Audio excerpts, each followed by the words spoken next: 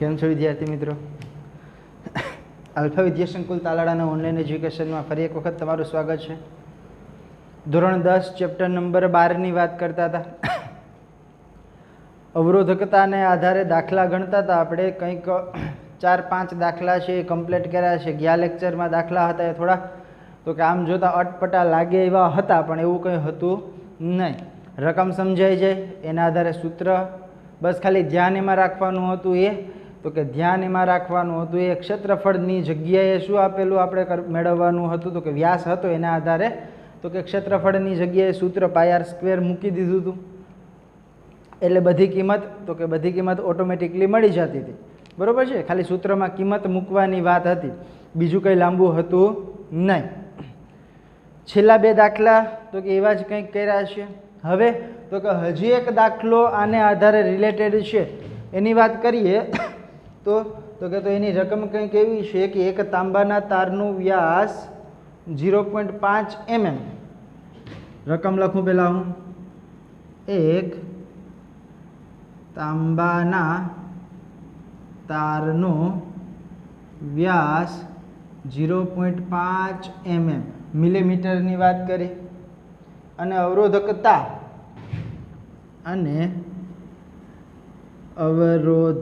જો અવરોધકતાની વેલ્યુ આપી દીધી. ઓલા કોષ્ટક યાદ રાખવાની જરૂર નથી, મેં એવું કીધું, ખાલી સરખાવાની વાત હતી. બરાબર? દાખલામાં એની ઉપયોગિતા હશે તો એની કિંમત તો કે આપેલી હશે. અવરોધકતા 1.6 × 10⁻8 ઓહમ મીટર છે. 1.6 × 10⁻8 ઓહમ મીટર છે. તો હવે શું કરવાનું છે? તો 10 ઓહમનો અવરોધ બનાવવા તારની લંબાઈ કેટલી રાખવી જોઈએ? તો 10 ઓહમનો અવરોધ બનાવવા તારની લંબાઈ કેટલી રાખવી જોઈએ? રેડી? લંબાઈ મેં ગઈ. હજી કંઈક આપ્યું. જો વ્યાસ બમણો કરવામાં આવે તો અવરોધમાં કેટલો ફેરફાર થશે? જો વ્યાસ બમણો કરવામાં આવે તો અવરોધમાં શું ફેરફાર થશે? રેડી? રકમ પહેલાં સમજી લ્યો એટલે દાખલો ઇઝી છે સાવ. બીજું કંઈ કરવાનું છે જ નહીં. સૌથી પહેલાં આપણે દર વખતે કરીએ એની વારું રકમમાં જે વસ્તુ આપેલી છે એને પહેલાં તો કે નોટ ડાઉન કરી લઈએ, એટલે તો કે થોડીક સરળતા પડે. રેડી? સૌથી પહેલાં તો કે તાંબાના તારનો વ્યાસ આપ્યો. વ્યાસને આપણે કહેશું તો કે ડી કેટલો આપ્યો તો કે 0.5 mm. બરાબર? તો આપણે ડીની જરૂર નથી, એની જગ્યાએ πr² મૂકશું તો કે તો ત્રિજ્યાની જરૂર પડશે, વ્યાસની જરૂર પડશે નહીં. તો વ્યાસને આધારે આપણે શું મેળવી લેશું તો કે ત્રિજ્યા મળી જાય કે ન મળી જાય? તો કે હા મળી જાય. કઈ રીતના? તો કે વ્યાસ છે એનાથી ત્રિજ્યા કેટલી હશે તો કે અડધી હશે. તો આર ઇઝીલી મળી જાય. આર કેટલો મળે તો કે 0.5/2 એટલે તો કે 0.25 mm. હજી થોડુંક આમાં ફેરફાર કરવો પડશે. શું કામ? તો કે મિલીમીટરમાં છે, આપણે મીટરમાં મેળવવું છે. તો આગળ વાત કરી કેટલા વડે ગુણી નાખવાના તો કે 10⁻³ વડે ગુણી નાખવાના. તો કે 0.25 ને આપણે કઈ રીતના ગુણશું તો કે 0.25 × 10⁻³ મીટર. હજી પોઈન્ટને ખસેડીએ, જમણી બાજુ પોઈન્ટને ખસેડશું એટલે ઘાતમાં ઘટાડો થશે. 2.5 × 10⁻⁴ મીટર. બરાબર છે? આ વેલ્યુ મેળવીએ. કોની મેળવી આપણે તો કે આરની, ત્રિજ્યા મેળવી. વ્યાસને આધારે તો કે ત્રિજ્યા આપણે મેળવી લીધી. હજી કઈ વસ્તુ આપેલી છે એ જોઈ લઈએ. અવરોધકતા આપી દીધી. અવરોધકતાને આપણે કયા સિમ્બોલ વડે દર્શાવીએ તો કે ρ વડે દર્શાવીએ. બરાબર છે? તાંબાની અવરોધકતા આપી દીધી. કેટલી આપી તો કે 1.6 × 10⁻8 ઓહમ × મીટર. હજી કંઈક આપી દીધું તો 10 ઓહમનો અવરોધની કિંમત આપી દીધી. અવરોધ બોલે તો આર. કેટલો આપ્યો તો કે 10 ઓહમ આપ્યો. તો તારની લંબાઈ કેટલી રાખવી જોઈએ? તો મેળવવાનું શું છે? લંબાઈ. તારની લંબાઈ કેટલી રાખવી જોઈએ? તો હવે વાત કરશું તો કે સૂત્ર આપણે ખબર છે. એ સૂત્રને તો કે મૂકી દઈએ એટલે કામ થાય પૂરું. કયું સૂત્ર આવશે? તો કે અવરોધકતાનું સૂત્ર આવશે. કિંમત કોની છે? તો કે આર છે. આરને આધારે એ મેળવશું.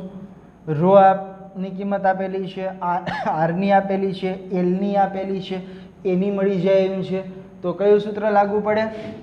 તો આર બરાબર રો એલ અપોન એ. થાય છે ક્લિયર? આ સૂત્ર લાગુ પડશે. બરોબર.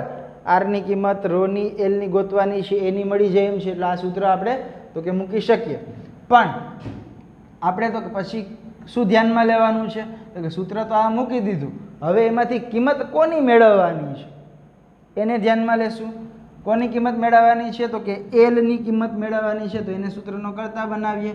એલ બરાબર એ છેદમાં ઉપર જાય તો અંશમાં ગુણાકારમાં આર ગુણ્યા એ છેદમાં રો. બરોબર છે? થઈ જાય કે ન થઈ જાય? તો કે આ સિમ્પલ. હવે જાજુ કંઈ કરવાનું જ નથી.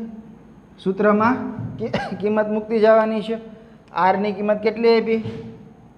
કેપિટલ આર છે ભાઈ, ધ્યાન રાખજો. હજી એક વસ્તુ હું તમને કહું. હજી આને તો કે થોડુંક ડિટેલમાં લખીએ. આર ગુણ્યા એની જગ્યાએ આપણે શું મૂકશું? તો કે આપણે ખબર છે આરની કિંમત એટલે પાય આર સ્ક્વેર મૂકશું. બરોબર. ત્રિજ્યાની કિંમત ખબર છે એટલે એની જગ્યાએ પાય આર સ્ક્વેર. પાયની કિંમત તો કે 3.14 ખબર છે, છેદમાં રો. હવે તો કે આરની જગ્યાએ 10 છે, કિંમત મૂકતા જઈએ આપણે. 10 ગુણ્યા પાય. પાયની કિંમત તો કે 3.14. આરની કિંમત તો કે આરની કિંમત ખબર છે આપણે 2.5 ગુણ્યા 10⁻⁴ ઘાત. 2.5 ગુણ્યા 10⁻⁴ ઘાત. ખાસ ધ્યાન રાખજો આરનો વર્ગ છે, વર્ગ કરવો ભૂલવો નહીં. ઓકે. રોની કિંમત તો કે રોની કિંમત એ આપી દીધી 1.6 ગુણ્યા 10⁻⁸ ઘાત. બરોબર. હવે તો કે હવે આનો ભાગાકાર ગુણાકાર સરવાળો બાદબાકી કરશો તો કિંમત કેટલી મળશે? તો કિંમત મળશે ઉપરની થશે. તો કે એની પહેલાં સરળતા માટે એક વસ્તુ કરી શકાય. શું કરી શકાય? તો કે 10 ગુણ્યા 3.14 ગુણ્યા તો કે 2.5નો વર્ગ કેટલો થશે? 2.5 ગુણ્યા 2.5 6.25 થશે ને. ઓકે. ગુણ્યા તો કે આનો ઘાતનો ગુણાકાર 10⁻⁸ ઘાત છેદમાં 1.6 ગુણ્યા 10⁻⁸ ઘાત. 10⁸ ઘાત 10⁸ ઘાત માઇનસ છે તો કે કેન્સલ આઉટ. હવે આનો તો કે આનો ગુણાકાર અને ભાગાકાર ને બધું કરશો તો કિંમત શું આવશે? રેડી? ગુણાકાર ભાગાકાર કરશો તો કે ઉપરની આવશે 196.25. રેડી? આનો ગુણાકાર કરશો તો કેટલો આવશે? તો કે 100. આ કીની કિંમત મળે એ હારે લખતા જાય. અહીં બધામાં શું છે? તો કે એલ છે. બરાબર. એલ બરાબર 196.25 અને છેદમાં તો કે 1.6 છે જ. એલ બરાબર 196.25 ના છેદમાં 1.6 એટલે કે એને ભાગ્યા 1.6 કરશો એટલે કેટલા મળશે? તો કે 122.7. અને એકમ ખાસ લખવાનું. એકમ શું આવશે? તો કે મીટર આવશે, લંબાઈનો એકમ. રેડી? તો આપણે જોતું તો મળ્યું કે નહીં? લંબાઈ ગોતવી હતી, લંબાઈ મળી ગઈ. શું કર્યું? હજી એકાદો પ્રશ્ન હતો કે જો વ્યાસ બમણો કરવામાં આવે તો અવરોધમાં શું ફેરફાર થાય? જો ભાઈ દેખીતી વસ્તુ છે, આડછેદનું ક્ષેત્રફળ છે એ તો કે વ્યસ્ત પ્રમાણમાં છે. આમ છે ને ભાઈ આ સૂત્ર તો કે આ ડાયરેક્ટલી થઈ જાય. આર ચલે છે 1/a છે કે નહીં? રેડી? એની જગ્યાએ તો કે વ્યાસ આપેલો છે એ બધું એકનું એક જ થશે. આપણે ધ્યાનમાં એ લેશું. વ્યાસ ની મદદથી તો કે એ મળશે આડછેદનું ક્ષેત્રફળ એ આના તો કે વ્યસ્ત પ્રમાણમાં છે કયા પ્રમાણમાં છે વ્યસ્ત પ્રમાણમાં છે તો કે તો એને બમણું કરવામાં આવે એને તો કે બમણું કરવામાં આવે તો કે તું શું થાય તો કે આ ચોથા ભાગનું થાય કે ન થાય દેખીતી વસ્તુ છે એના તો કે વ્યસ્ત પ્રમાણમાં છે આનો વર્ગ કરો તો શું થાય તો કે ચોથા ભાગનું થશે રેડી એમનો ખ્યાલ ડાયરેક્ટ આવતો હોય તો કે એમ ડાયરેક્ટ ખ્યાલ ન આવતો હોય તો કે તો કિંમત મૂકીને જોઈ લેવાની કિંમત મૂકીને જોશો તો શું કરવાનું છે તો કે તો સૂત્ર લખવાનું છે R બરાબર રો L અપોન એ એની જગ્યાએ શું મૂકશું તો કે પાય R સ્ક્વેર R સ્ક્વેર એટલે તો કે R એટલે શું થાય તો કે આખું લખી જ દઉં એટલે વધારે સમજાય રેડી જો હવે તો કે હવે બમણી કરવાની વાત કરીએ એટલે તો કે આ સૂત્ર લખશું આપણે R બરાબર રો L અપોન એ રો L એની જગ્યાએ શું મૂકશું તો કે પાય R સ્ક્વેર હવે તો કે D ની કિંમત આપેલી છે રેડી આપણે શું આપેલું છે D ની કિંમત D એટલે શું R એટલે શું થાય કે D/2 થાય કે ન થાય R બરાબર શું થાય તો કે D/2 થશે કે નહીં થાય ત્રિજ્યા છે વ્યાસથી તો કે અડધી હોય બરાબર તો R ની જગ્યાએ D/2 મૂકી દો રો L અપોન પાય R ની જગ્યાએ તો કે D/2 અને વર્ગ તો છે જ બરાબર હવે તો કે હવે આમ થાય બેયનો વર્ગ થાય રેડી D²/4 થશે કે નહીં થાય D² ને તો કે D² ને ઘડીક સાઈડમાં લઈ લો એટલે શું થાય તો કે 1/4 થશે તો કે R છે કેટલામાં ભાગનો થશે તો કે ચોથા ભાગનો થાય કે ન થાય બરાબર એ ડાયરેક્ટ તો કે ડાયરેક્ટ અહીંથી જ સમજાય છે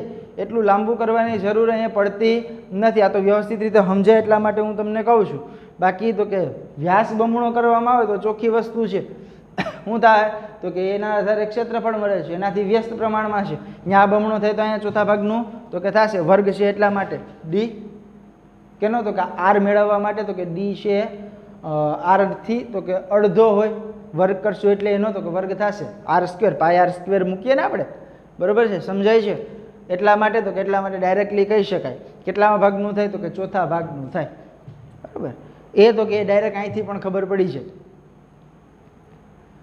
બીજી વસ્તુ એ કે આ દાખલામાં તો કે દાખલામાં કર્યું શું તો કે સૌથી પહેલાં રકમને ધ્યાનમાં લીધી હંમેશા કોઈ પણ દાખલો હોય એ દાખલો ગણતા પહેલાં એ રકમને ખાસ 2 વખત વાંચવી જો એ રકમ સમજાશે તો દાખલો ઇઝી તમે કરી શકશો રકમને આધારે તો કે રકમને આધારે પહેલાં કામ કેટલું કરવાનું તો કે રકમમાં જે વસ્તુ આપેલી છે જેની કિંમત આપેલી છે એ કિંમતને નોટ ડાઉન અહીંયા કરી નાખવાની જો ફેરવવાની થતી હોય તો કે ફેરવી નાખવાની મિલીમીટરમાં આવતું એમાંથી તો કે મીટરમાં ફેરવું બરાબર છે કિંમત નોટ ડાઉન કરી એની આધારે ખબર પડી ગઈ કે આપણે તો કે L માગે લંબાઈ તો કે ગોતવાની છે એના આધારે સૂત્ર મૂક્યું સૂત્રમાં તો કે સૂત્રમાં શું કર્યું તો કે લંબાઈ જોઈએ એટલે લંબાઈને સૂત્રનો કરતા બનાવ્યો લંબાઈને સૂત્રનો કરતા બનાવ્યો એટલે એ છેદમાં છે અહીંયા જાય તો અંશમાં ગુણાકારમાં આવે રો અંશમાં છે ગુણાકારમાં જાય અહીંયા બરાબરની આ બાજુ આવે તો છેદમાં આવે એ તો કે એ આપણે આપેલો નથી એની જગ્યાએ R આપણે મળી ગયો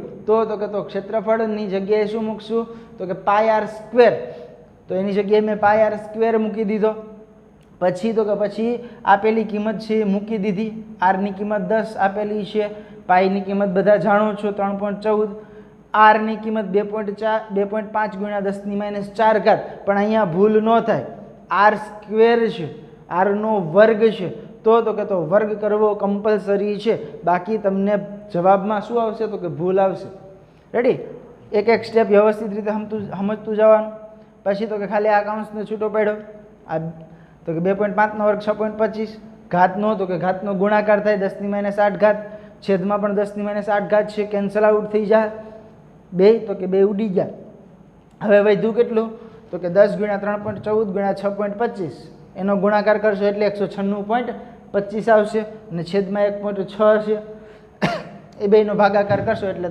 તમને તમારી લંબાઈ મળી જાય રેડી દાખલામાં બીજું કશું છે નહીં ખાલી તો કે સૂત્ર લખતા આવડી જાય જે વસ્તુ માગી છે એને સૂત્રનો કરતા બનાવી દેવાનો પહેલી વસ્તુ તો એ કે તમને રકમને આધારે સૂત્ર ખબર પડવી જોઈએ કે આ રકમ આપેલી છે એમાં વેલ્યુ જે રાશિની એટલે કે જેની વેલ્યુ આપેલી છે એને સંગત સૂત્ર કયું છે એ સૌથી પહેલાં માઇન્ડમાં આવવું જોઈએ. જો એ માઇન્ડમાં આવી ગયું તો તમારો દાખલો એકદમ ઇઝી થઈ જાય. જો અહીંયા ડાયરેક્ટ ફટાફટ ખબર પડી ગઈ કે અવરોધકતાનું સૂત્ર મૂકવાનું થશે એટલા માટે દાખલામાં બીજું કંઈ છે જ નહીં, ખાલી કિંમત મૂકવાની છે. રેડી? આ સ્ટેપ એની જગ્યાએ પાયર સ્ક્વેર મૂક્યો અને આર સ્ક્વેર છે એટલે અહીંયા સ્ક્વેર કર્યો, એમાં ભૂલ ન થાય. બાકી તમે અહીંયા તો કે એ ગોતતા રહો નહીં. રેડી? સૂત્ર બરાબર મૂકી દીધું પછી તો કે સૂત્ર મૂકી અને દાખલો આગળ ગણો તો કે આગળ એની કિંમત તો ક્યાંય આપી જ નથી, એમ ગોટે નહીં ચડવાનું. રેડી? આની પહેલાંના દાખલામાં પણ તો કે આપણે આ જ વસ્તુ કરેલી છે, પાયર સ્ક્વેર મૂકેલા છે, બરાબર? એટલે એ ભૂલ ખાવાની નહીં. પછી તો કે પછી ખાલી જસ્ટ એવું પૂછ્યું હતું કે જો બમણો કરવામાં આવે તો વ્યાસ, તો કે તો અહીંથી ડાયરેક્ટ ખબર પડી જતી હતી કે વ્યસ્ત પ્રમાણમાં છે, બમણો કરવામાં આવે તો ચોથા ભાગ ન થાય. પણ આ તો કે આપણે વ્યવસ્થિત રીતે આખું ગણતરી સાથે કર્યું. એની જગ્યાએ તમે તો કે ડાયરેક્ટલી લખી શકો કે ચોથા ભાગનો થશે, બરાબર? બીજું કંઈ છે નહીં. આ દાખલો આમ જોતાં સાવ ઇઝી છે, ખાલી એટલામાં તો કે એટલામાં પ્રોબ્લેમ પડે, કદાચ ન જ પડવો જોઈએ પણ કદાચ પડે તો એક વખત તો કે વ્યવસ્થિત રીતે ધ્યાન દોરી લ્યો, વ્યવસ્થિત રીતે નજર કરી લ્યો અને પાકી નોટમાં તો કે ઉતારવાનો છે.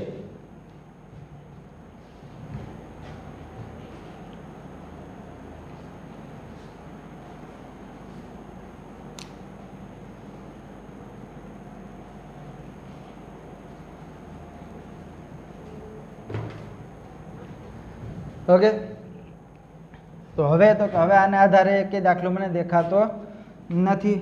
જો કોઈ તમારા ધ્યાનમાં આવે ગણવાની ટ્રાય કરવાની, ન થાય તો મને કહેજો. તો આ વાત થઈ તો કે અવરોધકતાની વાત થઈ. હવે આગળનું ચેપ્ટર આપણે તો કે આગળ હંકાવાનું છે. એ બધામાં હવે તમારે પરિપથની વાત કરવાની આવશે અને પરિપથ એટલે તમે આગળ શરૂઆતમાં જ શીખી ગયા. રેડી?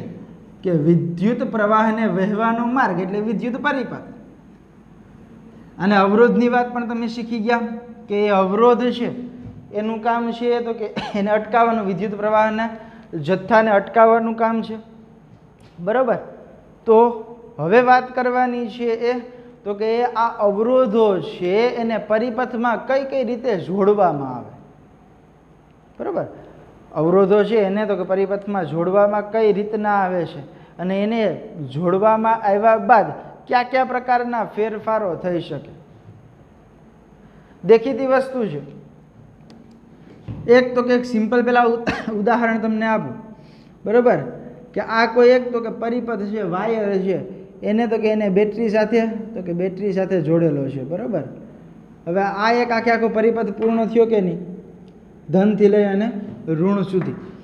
હવે તો કે હવે આ પરિપથમાં મારે તો કે કોઈ લેમ્પ ફિટ કરવો છે. રેડી? આ લેમ્પ ફિટ અહીંયા કર્યો, એક લેમ્પ ફિટ મેં અહીંયા કર્યો. પછી તો કે પછી મને એવું થયું કે રેડી અહીંથી એક છેડો હું આમ કાઢી લઉં, એક છેડો અહીંયા કાઢી લઉં, બરાબર? અહીંયા તો કે અહીંયા એક લેમ્પ ફિટ કરી દઉં, અહીંયા પણ એક લેમ્પ ફિટ કરી દઉં, પછી પાછો અહીંયા તો કે જોડી દઉં. રેડી? તો કે પાવર તો બધામાં વહેશે કે નહીં વહે? તો કે હા.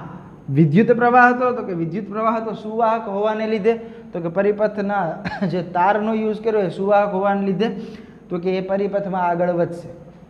પણ વસ્તુ એ થઈ છે કે આમાંથી વિદ્યુત પરિપથ આગળ વધવાની સાથે એટલા લેમ્પ છે એમાંથી કયા લેમ્પને પાવર મળશે, મતલબ કયા લેમ્પ ચાલુ થશે અને કયા લેમ્પ નહીં થાય. તો કે દેખીતી વસ્તુ છે કે જે લેમ્પને વિદ્યુત પ્રવાહ મળશે એ લેમ્પ ચાલુ થશે, જે લેમ્પને વિદ્યુત પ્રવાહ નહીં મળે તો એ ચાલુ નહીં થાય, બરાબર? તો વિદ્યુત પરિપથમાં લેમ્પ એટલે એક અવરોધ છે. માની લો કે અહીંયા એક તો કે અવરોધ મૂક્યો કે જે વિદ્યુત પ્રવાહનો કરશે તો કે સંગ્રહ કરશે, બરાબર છે? લેમ્પની જગ્યાએ તો કોઈ અવરોધ વિચારી લો. રેડી? એક અવરોધ અહીંયા છે, એક અવરોધ અહીંયા છે, એક અવરોધ અહીંયા છે, બરાબર છે? તો એને જોડવાની કોઈ ચોક્કસ પદ્ધતિ હોય, એને જોડાણની કોઈ ચોક્કસ પદ્ધતિ હોય, એ પદ્ધતિની વાત કરવાની છે આપણે. રેડી? અહીંયા ભણવાની છે તો કે અહીંયા ભણવાની છે એ અવરોધને અવરોધકો છે જે અવરોધકો છે અવરોધકોના જોડાણની વાત કરવાની છે. રેડી? કયા કયા પ્રકારે અવરોધકોના જોડાણ થઈ શકે? કયા કયા પ્રકારે અવરોધકોના જોડાણ થઈ શકે? તો કે તો એક હાલ પૂરતી, તો કે હાલ પૂરતી સમજવા પૂરતી ખાલી નામ જોઈએ. આખે આખો તો કે આખે આખા એના વિશેની માહિતી છે એ તો કે આ લેક્ચરમાં હવે તો કે ભેગું ન થાય, અધૂરું રહે તો મજા ન આવે. એ તો કે આગળના લેક્ચરમાં જોશું. એની પહેલાં તો કે અવરોધકોના જોડાણ છે કઈ કઈ રીતના કરી શકાય એ વાત થોડી એવી તો કે કરી લઈએ. તો કે તો અવરોધ છે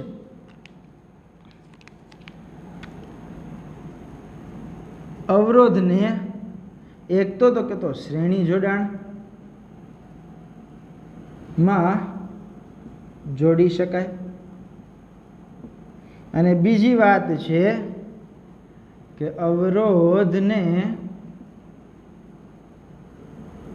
સમાંતર જોડાણમાં જોડી શકાય.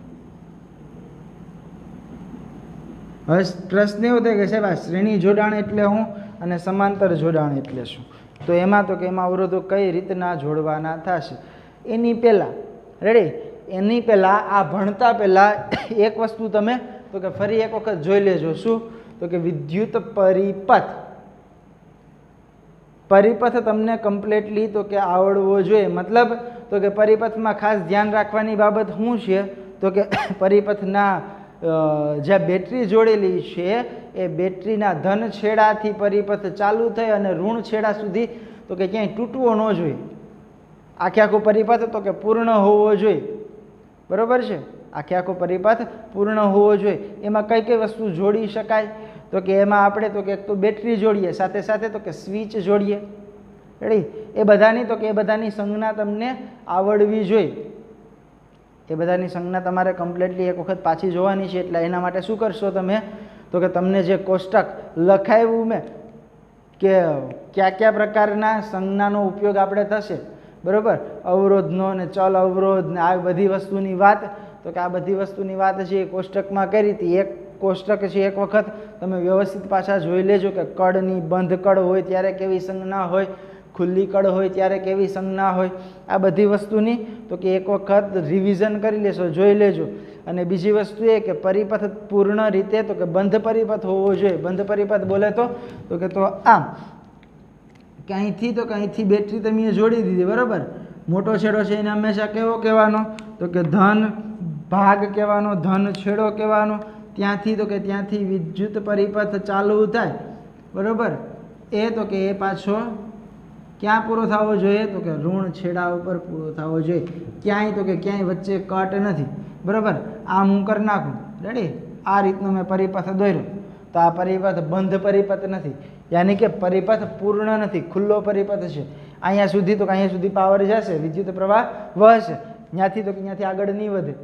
આમાં ક્યાંય તો કે આમાં જ તમે લેમ્પ ફિટ કરો તો કે એ લેમ્પ પ્રકાશિત નહીં થાય. શું કામ? તો કે બંધ પરિપથ નથી, પરિપથ ખુલ્લો છે. થાય છે ક્લિયર? તો પરિપથ હંમેશા તો કે પરિપથ હંમેશા બંધ પરિપથની વાત કરશું આપણે.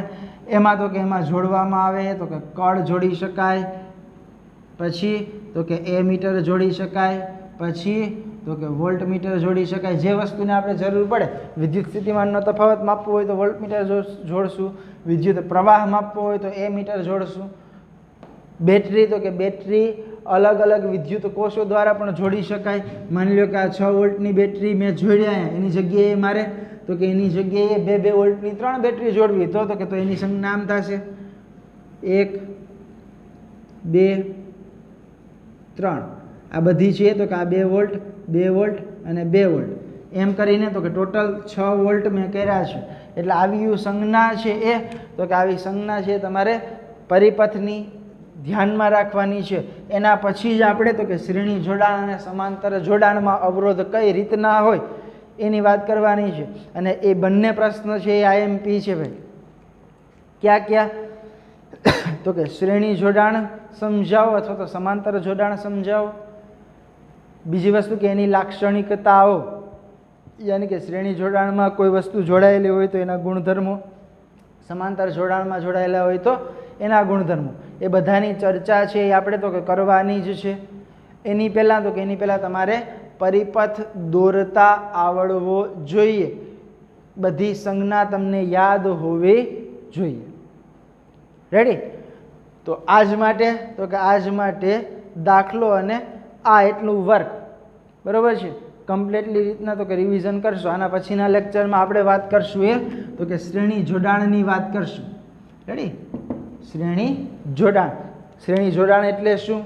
કઈ રીતના અવરોધ જોડાયેલા હોય, એની લાક્ષણિકતાઓ કઈ કઈ છે, એને આધારે જો કોઈ દાખલા હશે તો એ દાખલા પણ આપણે કમ્પ્લીટ કરશું. આજ માટે એટલું.